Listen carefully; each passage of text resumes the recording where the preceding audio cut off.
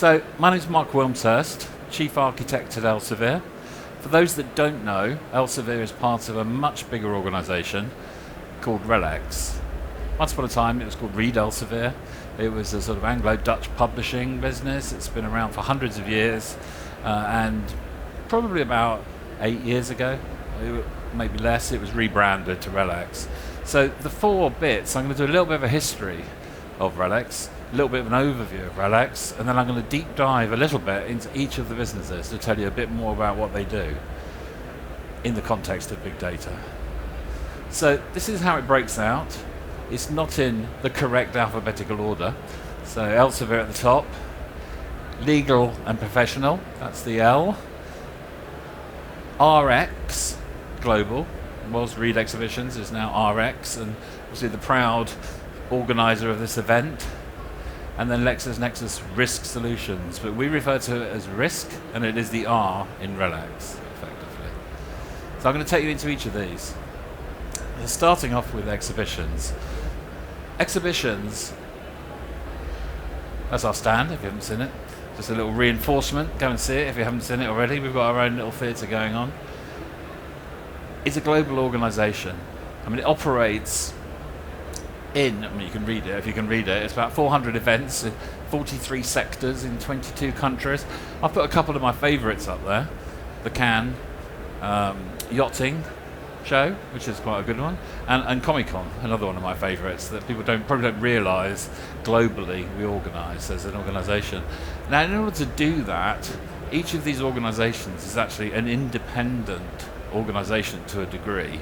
Organising this event is completely different from organising yachts on pontoons, you can imagine. So they have custom systems for each one of those. Not all of them, but if we break it down, we have a whole series of services that we provide. We've got services that we provide to the, as you can see from the top left, so the event sites themselves where you would have come on to register. We've got the exhibitor hub. So all of the sponsors and the people here have their own hub site that they can go to that we provide. And then this participant director is really to enable those face-to-face interactions between the participants and the sponsors to occur well beyond the life of this show. So it goes on for a longer period of time, that engagement. We pay a lot of attention to access control. It's a big deal for us, obviously trying to make sure that we're protecting millions of people's contact details. So access control is a really important thing. We also have, as I said, lots of third-party systems. So the actual planning, the layout, the actual operation, the scanning devices, all of these things are show-specific. Gradually, we're starting to standardize that, but a lot of these were acquisitions in the past. And we are an umbrella organisation based out of Richmond in the case of RX, and we have put together this framework. So down at the bottom, we make a lot of use out of these off-the-shelf products, so Adobe, and then across our back office, we've got Salesforce, we've got Eloqua, and we've got Oracle. That's the core of our commercial platform, and Magento for our e-commerce systems. We use Power BI from Azure for all of our internal analytics, but we have, it's a bit masked and not a lot of detail, we have got an API first platform that enables all of those things at the top to interact with the back office effectively, so that whatever system is being used at the top, they're all interacting with the back office through those APIs and microservices. Quite small in terms of data. We're talking about around a petabyte of information there. I mean, that's small. You'll see in a minute by many stretches. But a lot of what we're doing here now is around this data lake and the data warehouse and generating advanced analytics for the sponsors so that they can actually find out a lot more information about the life of the people that they're interacting with as we go forward. So jumping across to LexisNexis Legal and Professional. So this has been around for a long time. Once upon a time, lawyers had loads and loads of books behind them. You went to a lawyer and they had all these books, and you paid the lawyer to find the right book and find the right page in the book and remember it all.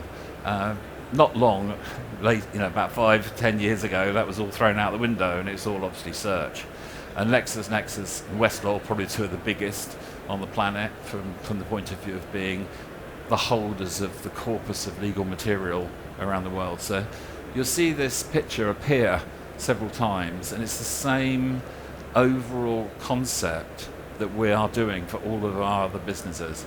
So we take, I don't know if you can read the numbers here. Let me put my glasses on and I can help you out. So 128 billion documents, 1.7 new legal documents added daily. So these things are flowing in on a daily basis.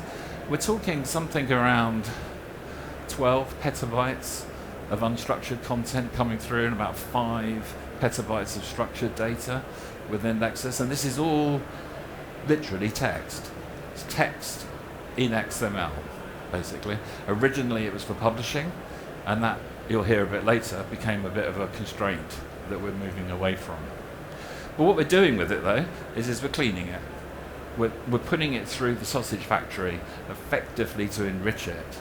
So what we're doing is MarkLogic is behind the scenes here, got a big part in that XML storage, but what we're doing is extracting all of the hard entities. Like that's a person, that's a judge, that's a court case, that's cited here. And then we're creating links between things. So what particular references were made in the outcome of this trial to other precedents of law. So we're starting to sort of build networks and graphs of law and putting it together and surfacing it into a variety of products. Lexis Plus is the most recent one. Well, actually, Lexis Plus AI is the most recent one. I can tell you about that in a minute. But each of these provides services to lawyers. So gone are the days of having to go away, read up all the precedents and find out what's going on. You can literally say, it's this crime, this date, this is the judge, what is my defense? And it will give you all the documents in a briefcase and you'll go off to court with it, basically. So it's a lot more advanced now than it has ever been. By compressing that data and extracting the hard entities and creating graphs of linked knowledge within that data. It's a common theme. You'll see it again and again through all of the RELX divisions. So as I said, most recently, and I've stolen this picture from this guy, Anderson Horowitz, a16z.com. I talked about this yesterday. It's a great reference architecture for large language model implementation to give you generative AI in a essentially retrieval augmented generation search experience. And what you're seeing on the left is, yes, a prompt interface for a chatbot, but you're also seeing a data pipeline. So as part of the data pipeline, what we're now doing is taking the content, we're embedding it and embedding it with effectively using small language models often, and putting it into a vector search database inside either Elastic or a vector database.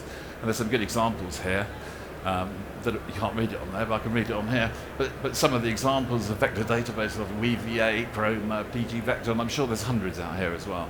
But we are currently using the vector database capabilities of Elasticsearch and OpenSearch. What we then do is we find the top 20 documents that are relevant to a semantic search. So this isn't the old style, give me all the documents, this is give me the most relevant documents because of the embeddings that we've done as part of the building of the vectorized database. With those top 20 documents, what we then do is ask the LLMs to summarize it for us, cite the actual documents themselves in the answers that they're giving you in the summarization. So there is a new product called Lexis Plus AI that's just been launched, which is essentially a chatbot for lawyers. Help them much faster answer the questions that they need to know, using essentially this reference architecture model. So you'll see an orchestration piece here in the middle, the LangChain, and it's doing all of the kind of routing through those various things. But more and more of the, I suppose, RAG or chat in architectures are following this base pattern now. At the top left, from Pinecone.io actually, they just pointed out really that there's an evolution of generative AI that's going on right now. It started off prompt engineering as the big thing that everyone wanted to do. We rapidly moved into this kind of retrieval augmented generation, which is what I've just described and what everyone else is now doing effectively, and you're hearing it going on. A bit more money, costs you a bit more money and a bit more time, is fine-tuning one. So you take the base parameters of a model like Llama or one of the other large language models, and you tune it on your specific content. So you're adjusting the weights of the parameters to your content. It makes it more relevant to your domain, knowledge domain, and that's exactly what Legal have done. They've gone to that point. If you wanted to spend in the millions rather than hundreds of thousands, you would be generating your own large language model. But as we know now, it costs you literally millions to train a large language model of the 20 billion parameter size. So, that's obviously where our ambitions lie, but right now, we're in that tuning phase within LexisNexis. Skipping over then to Elsevier, similar picture. In this case, I can tell you that we have 30 petabytes in Elsevier of unstructured content and about 5 petabytes of structured content. So when I say structured, I mean in database form or in XML database form, but unstructured is on S3 or it's on Snowflake. It's considerably large.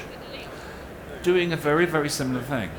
We're taking the science as it's been created by people that want to publish in our journals or our books, and we're also taking content from other third parties that we peer with, Springer, Wiley, Nature, who give us the citations, abstracts and references to their scientific material to enable us to link it into our world of science.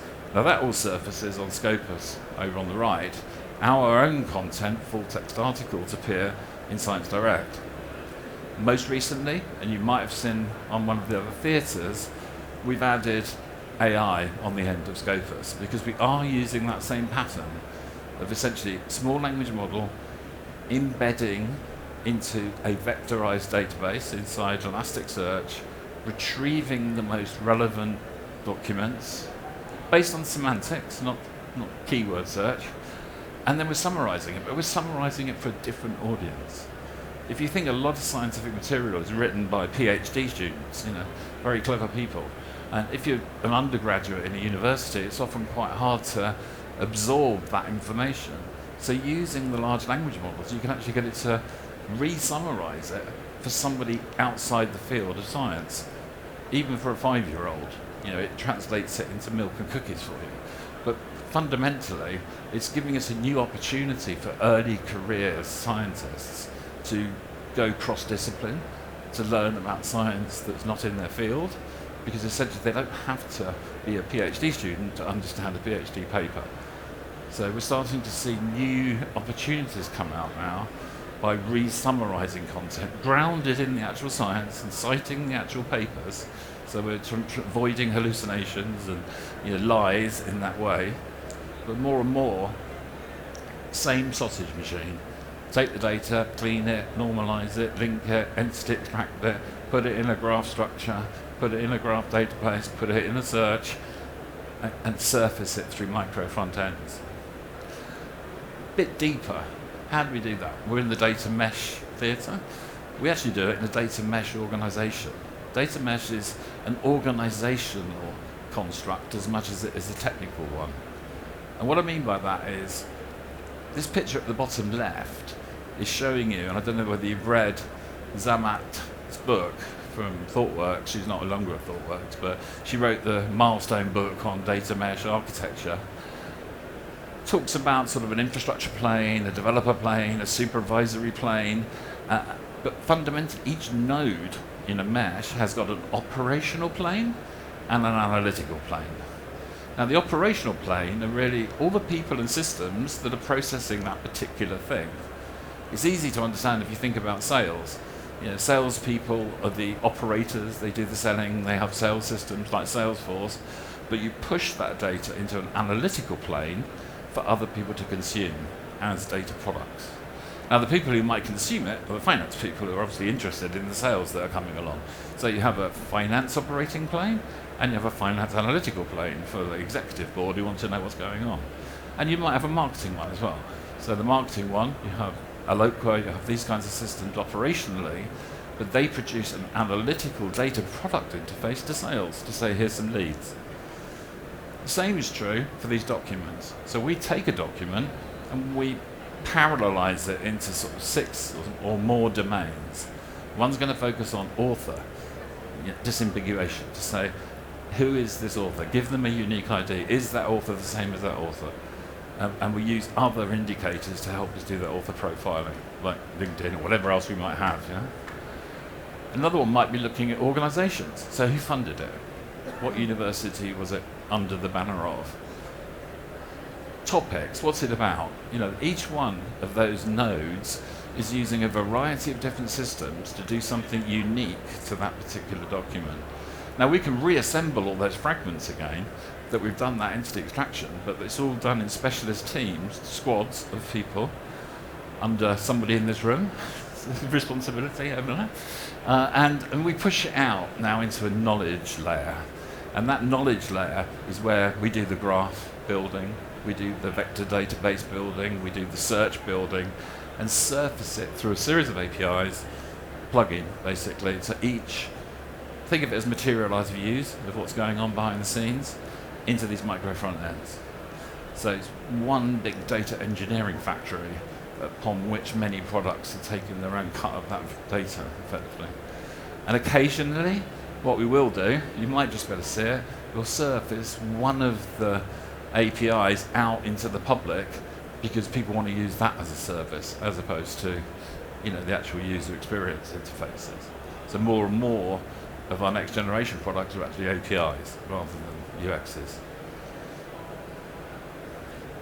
Digging a bit deeper, our data lakes, and they are data lakes in S3, are zoned. So we have what we call refined zones, we have working zones, and we have our landing zones. So things come in raw format from whatever source they've come from. And just an example here of health markets, which is another area that Elsevier is focused on, is medical science. So lots of books, lots of articles, lots of databases from third parties, patient data from the hospitals themselves. We then take that data, we normalize it, we clean it, we, in the working zone, apply lots of machine learning and entity extraction to it, and then we refine it and put it in a format that then can be consumed by the product. But there is a logical data model there of what is going on. It's a simplistic view of it, and then upon that, we then build our products. I mean, to super summarize that even more, think of it as a landing zone, working zone, refined zone, and that's pretty much the same pattern that we're using everywhere. We're using slightly different technologies in each area, whether it's S3 and Spark or EMR. We're similar technologies that we're using, except for one example I'm going to talk about in a minute. Down another level into the data. So as I said, 30 petabytes of this stuff, text. It's the raw material. XML isn't particularly very helpful here because language models don't really want any of that. Unless they want to teach them about XML, they just want the text because that's what they're trying to deal with effectively. So we kind of tend to just get the text out for the purposes of what we're doing here. We do have to put structure to it, and wherever possible, we use machine learning to do that. So there's sort of patterns to the way that articles and books and content is written. I'm going to talk about that a bit more. But we do need people. So there's a lot of human interaction here through our operations teams that are either sort of checking the machine effectively. If we've got some kind of precision or recall problem that this isn't a match or it may be a match, then humans will intervene and correct it. And then there are some sort of structural and semantic things that they need to get involved with as well. Building taxonomies, for example, is a really good example of that. There's a narrative. When we do use a lot of machine learning here to actually sort of build what is the narrative of what this text is all about. So the structure requires human intervention, but the narrative and the semantics more and more can be done through linking and graph building and using the graph analytics to derive missing links effectively and reinforcing it as new materials coming in. How do we surface it? That's a very good question. So we've gone away from XML now and we've gone into HTML5. So everything you saw on the left there is now in HTML5. It's a more useful format. It is already machine readable by a lot more people, including humans. And on the right-hand side, though, all of that structure we're storing as JSON linked data format. And all that really is JSON, but with links to other URIs where we found that author is linked to that author, is linked to that author. So think of it as a graph, effectively, without a graph database at this moment. Building that to life a little bit more, if you take an article about SARS, what we're really doing is we're saying that's a paragraph, there's this word, it's in italics, here's some more information we've discovered, this is the citation of another paper, there's the author. This is quite easy, but sometimes it's harder to find than you would think. Keep going, this is the abstract. There is structure there, but sometimes it's not always like that, so sometimes you need humans to help out with that bit. There's a conclusion, there's actually a actual fact coming out of there now. Taking that fact, which is referring to SARS and the common cold, and an interaction of a drug between the two, we can start building relationships that are not even in this paper. We can start to sort of bring other pieces of information to bear now. And we just keep going. But ultimately, you end up with the presentation format of it, and embedded deep within it are all of these identifiers and all of these links to either other documents, to other references, to other people within the system, effectively. That all gets pushed into the graph databases and surfaces it in our product, basically. And the same's going on in Nexus, actually. Just that when they're not talking about science, they're obviously talking about law, effectively. Risk is a strange company in some respects. It's actually a collection, it's a portfolio of products. So LexisNexis Risk itself is an insurance, I'll sort of go into it in a bit more detail. It's actually broken out like this. So the LexisNexis companies themselves are business/financial services. It's insurance, which was the original business that they were in. ChoicePoint was the original acquisition there. Government, so they provide law enforcement systems, the TSA, the customs organizations, various organizations. The data that LexisNexis have is about people and devices, mobile devices, whether it's a human identifier or a device identifier. So they specialize in fraud, they specialize in a number of cases, and healthcare is obviously powered by insurance. So there's a big crossover in the US, between health insurance and insurance. And there's obviously fraud. Where there's insurance, there's fraud. And so there's a lot of that type of systems coming out of LexisNexis. But you'll also notice these other 6 brands here. So these are essentially industry aligned to various. So ICIS, International Commodity Information Systems, is all about pricing things that are not traded on the stock market. Like, what is the price of benzene or ethanol or in Singapore today or tomorrow? This is all intelligence gathered by a network of specialists around the globe that are determining the supply and demand of these chemicals, how they're manufactured, what is the process, who's making what where, and it's available as a data to the traders that are trading in those commodities. Cirium Aviation. It's a collection of 9 different companies, and fundamentally, they provide analytics to the aviation industry. Proagrica, agriculture. Expert HR, it's Expert HR law. Estates Gazette is real estate for commercial, and Nextons is tax. But I'm going to just quickly show some of these other pictures. So they're 12 petabytes of data. For those keeping count, we've got quite a few petabytes building up now, just within Risk. You see a very similar thing.